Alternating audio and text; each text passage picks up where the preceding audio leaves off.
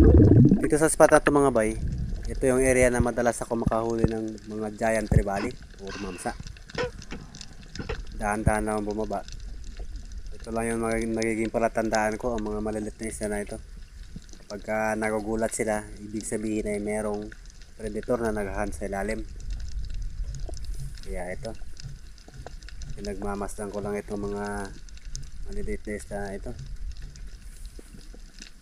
Maya maya nga, ayun, biglang nagulat yung mga isda, kaya bantay sarado na ako.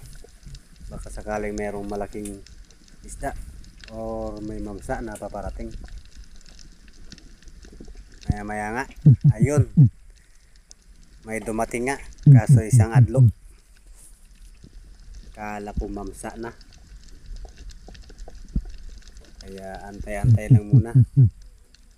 Nung mapagtanto ko na wala na talagang parating na malaki at medyo kapos na tayo sa hangin, resurface naman na tayo para makapagpahinga.